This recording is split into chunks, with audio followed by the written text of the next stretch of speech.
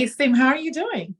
Hi, Nicolene. How are you? I'm great. I'm awesome. That's fantastic. I'm doing good because it's beautiful weather here in Georgia. So I work off the weather. It's sunny and bright. So I feel sunny and bright. There you go. Yeah, it's the 90s here, so I'm feeling hot and sweaty. Well, sometimes hot is good. I choose hot over cold any day, but I do hope that you get some sea breeze and get Oh, some I relief from know. that heat. At nighttime, it starts to cool off and it's nice. It's very nice. Actually, the last couple days have been really nice. Mhm. My sisters actually came back or came to visit, and it was actually chilly. It was in the 60s a couple days ago. And Mhm. so it's a nice break. It was a nice break. Okay, that's good. How's your family doing? Good. We're about to have another addition. Lucia, my son's about to have another baby May 3rd. Well, May 3rd is the anticipated delivery, and we Okay. just had another one, so they're going to be 3 months apart. Mm. Sunny and Lucia. Oh, wow. That sounds exciting, though. Yeah, very exciting. A little more noise during a Philadelphia Eagles game. That is funny. Well, I'm glad that everyone's doing okay. And I'm very happy that we're able to chat a little bit today. So I just finished talking with Candice. We had a really good interview, got naked with her. So let's get naked Okay. with you, Sim. So tell me a All little bit right. about yourself. Tell me about your history. How did you get to where you are today in terms of career? What made you choose to be a life coach? Well, my background was in psychology. I took Psych 1, 2, 3, abnormal psychology, forensic psychology, which was really interesting.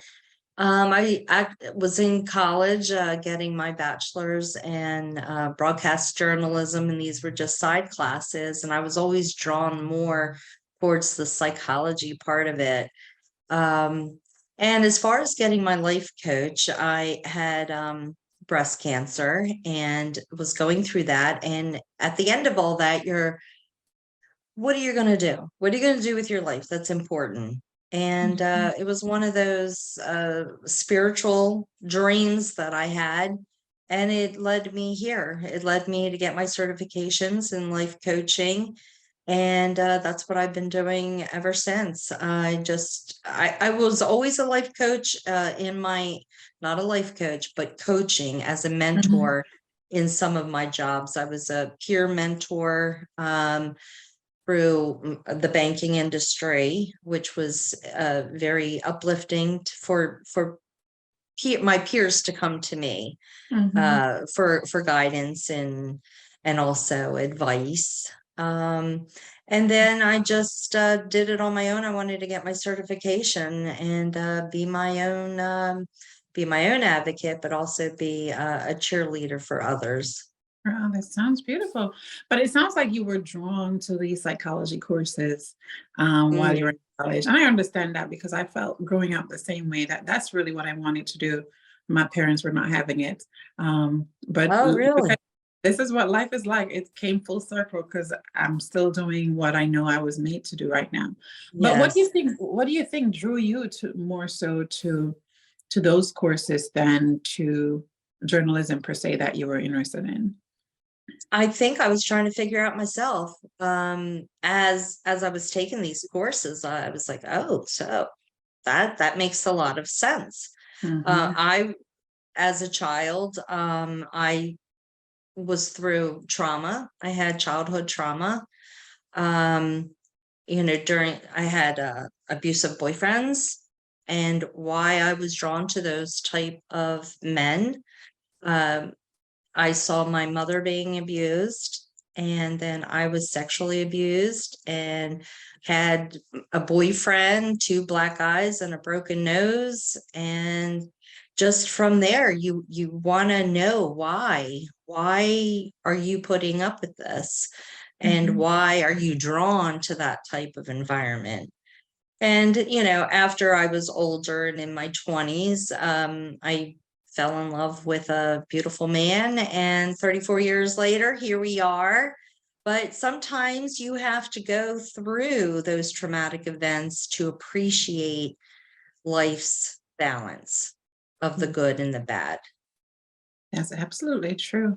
And what I do, most people I talk to who are in this line of work, they have somehow either experienced it, some kind of trauma, some traumatic thing had happened to them, or they were close to it, and they made it their life journey Mhm. to folks or to provide, yeah, to help others resolve.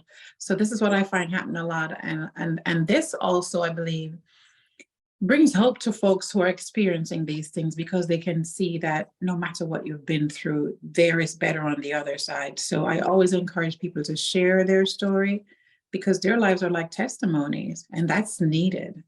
That's definitely needed. Yes. Okay, well, Yes. that's fantastic. Mhm. So you've done, And go ahead.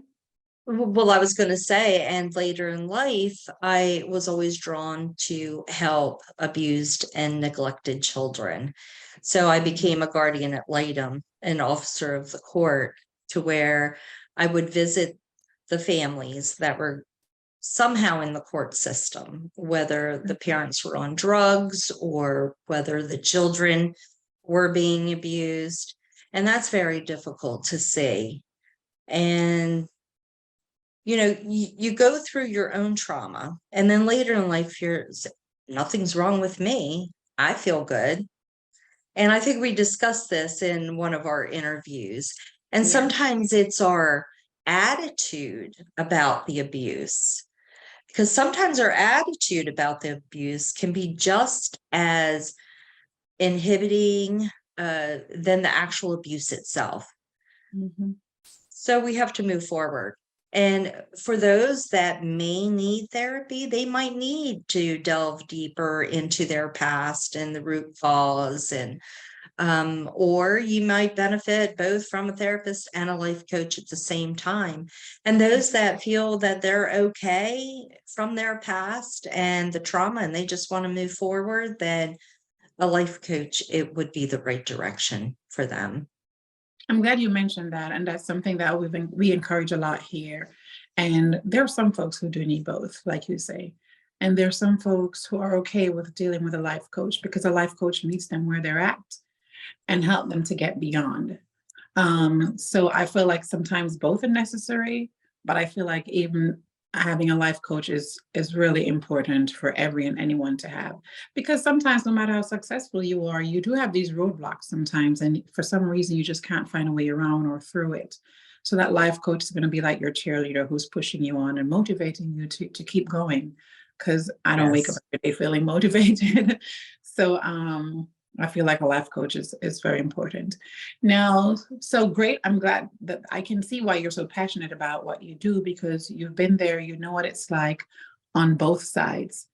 What are some of the specialties that you use? Do you have any specialties? Is there any Yeah. specific coaching or tools that you use in your coaching? I'm a certified personal development coach, also a conflict coach, transitional coach, and I'm a certified neuro linguistic coach practitioner, Mm, which there's different models. It's basically the way we organize our thoughts and our language patterns. mhm, Our body language, we look up, we might be visualizing. Uh, if your client is holding their arms, it could be self-soothing. They could have been through a traumatic event, so that's like a defense mechanism. If they're mhm, touching their face a lot, it could mean that they're being deceptive. mm, Uh, a lot of detectives use it. And, there's different models for being a neurolinguistic coach practitioner. There's the Milton model. There's also, there's anchors. And you might want to stop eating pizza because it's just bad for you, but you love pizza. And then mhm, on the other hand, you might hate really runny eggs, but you want to quit eating the pizza. So we're thinking now on this anchor is now the runny eggs. So it's all about our brain and how we organize our thoughts and behaviors. It's a very interesting analogy of reading people. Yeah, I remember last time we talked, I was telling you about a book I'm reading called Cues, and it tells you some little cues that people use sometimes, that if you're not paying attention, you can miss, that can really help you to read a situation. So Oh it's yeah. good to have these skills. But we may need to talk some more about my relationship with chocolate, because I do Yeah. struggle. I do struggle, so I don't know. But I do like runny eggs too, so I don't know. We're gonna have to come up with something to help me with my chocolate situation. It's Okay, that's mindset. great. It's yours too. I love my chocolate, but it's mindset as well. Yes, man. I'm trying. We'll have to work on that one together. Okay, great. So you have a lot of experience in this path. You do have your special tools that you use. Give me an idea. So let's say we have a client. What are some of the things that you tend to work on first with them, to kind of get them going and to develop a relationship with them? Well, first, I want to build that rapport. And you can pretty much build rapport with anyone if you know how to read the room. Mhm. Um, so I want to ask them, how do they envision their future? I want to know how they envision their time with me. Mhm. What type of goals are they looking to achieve? And I may Mhm. have them uh, have a challenge for the next week. I'll give them homework. Uh, Mhm. I don't really like the word homework, but I would Yes. like them to work on something. Yes. Okay. All right, that's good. I mean, it's work at home, so yes, it is homework. I like that you say you ask them first of all what their goal is, because that's very Yes. important, that they have a vision of what it is that they're expecting, the Yeah. result. So goals are very important. I gave a presentation recently at work about, making it happen is one of our values at work, making it happen. And one of the things I talked about was, you need to have discipline, you need to have courage. Yes, you need to have a dream, a vision, a goal. But one Mm, of the things that people don't realize that's super important is self-care and self-love, love of absolutely. self. Because I mean, the future doesn't matter if you're not there, then you need to be there. And for you to achieve all these goals and to heal, you need to take care of yourself. And I feel like having a life coach is one of the best form of self-care. They So have to they have to know that they're enough. yes, Mhm. yes. And that they're in control of what happens in the future. They may not have been in control of what happened in the past, but they have the power of choice about what happens in the future. So I am, I I want to help them see what they can't see.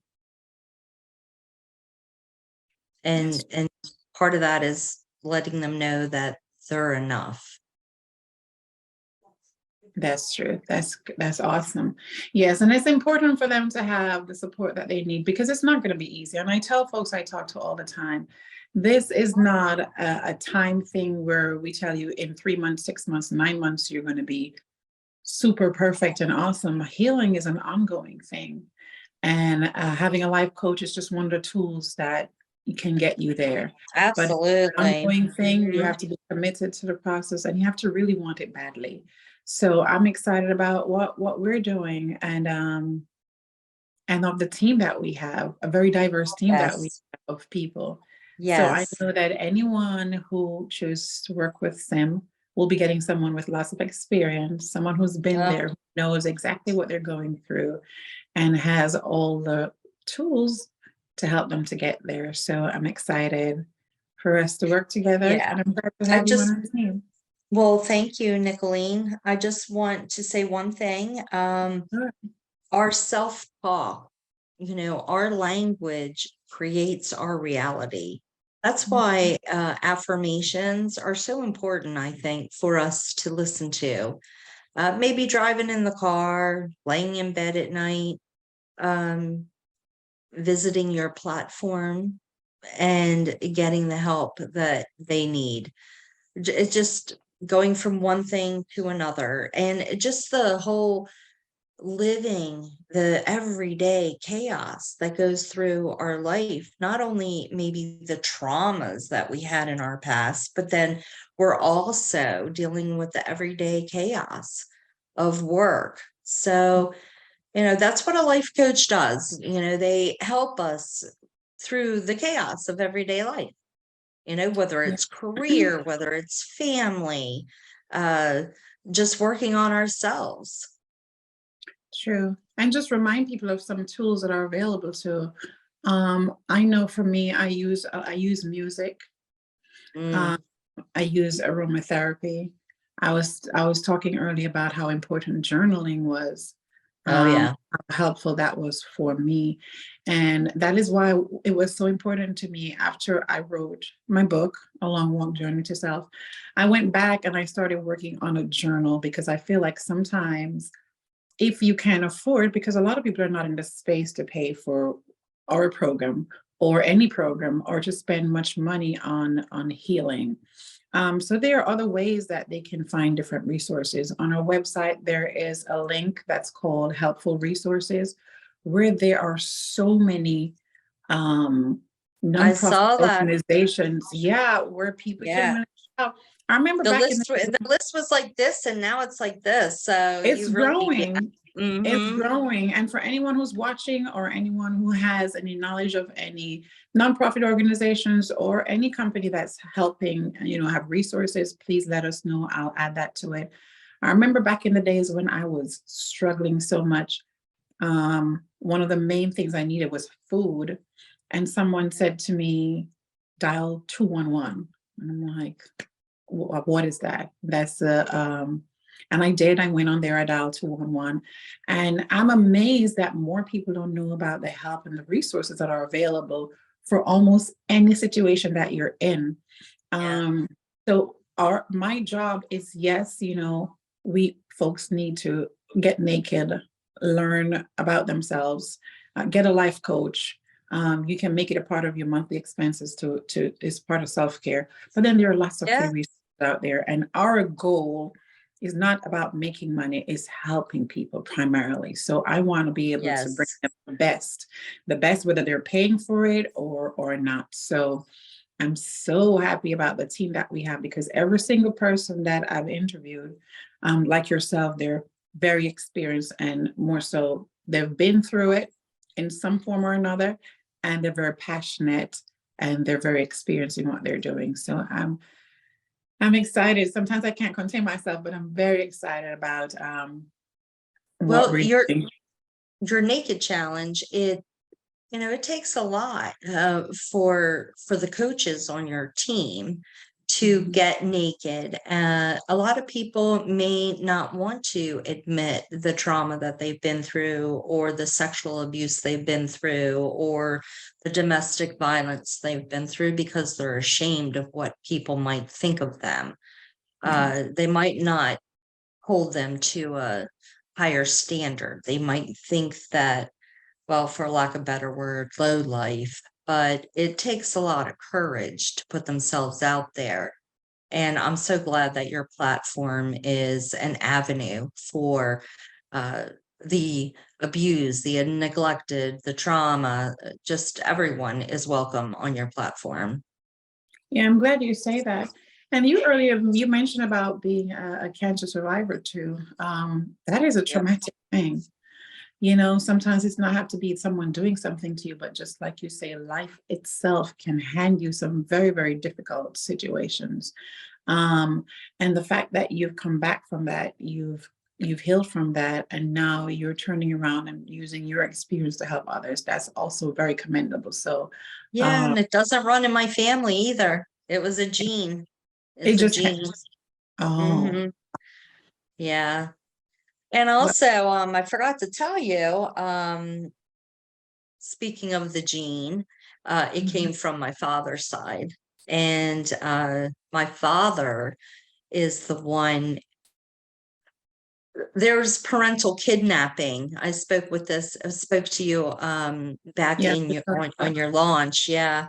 The parental kidnapping, he tried to take me and my little brother. He did eventually did steal my brother, but this is before parental kidnapping was even a thing, because you Mhm. can't kidnap your own child. So it was very Mhm. difficult back then for my mother to even get help. But now there is a law to where, you know, they would be accountable Mhm. legally for that. But this was part of also my trauma, losing my little brother. Mm. Yeah, that was, and my mother was never the same after that. He was 3 years old when my Mm. father ripped him from our family. So it bleeds through the family. Mhm. And we were all affected by that, I think. When you say the gene, we were talking about the cancer Oh that yeah, you the breast experienced. cancer. That It was a was gene. yeah, it's called the check 2. There's BRCA1, BRCA2, and then the check 2, which actually comes from it's very prominent in the Hungarian Jewish woman, Mm. which my father's mother was Hungarian Jewish Okay. woman. Okay. Oh, that's very interesting. Oh yeah. So you've been through a lot, Sim, and I do appreciate you being here to share your story and your knowledge with us. I Thank feel you. like folks are the better. So for anyone who chooses to work with Sim, you know that you're in great hands. Yes, and I'll be wearing a hat. The combat curl down. Oh, that's awesome. It's always a pleasure to talk with you, Sim. Nicolene. Always a pleasure to spend time in your company and just to chat up with you. So I appreciate you. Thank you for your time today. I know that you did get naked with us, and I'm sure that so many people out there who are watching will be able to relate with you. And I appreciate you for that. Thank you for sharing your story and your time. Thank you, Nicolene, and thank you for providing the platform where all are welcome. Oh, yes. You have a great weekend. I hope it rains soon. You get some relief Yeah. from that heat. Thanks. Thank you, Nicolene. Have a All good right. weekend. Bye-bye. You too. Take care.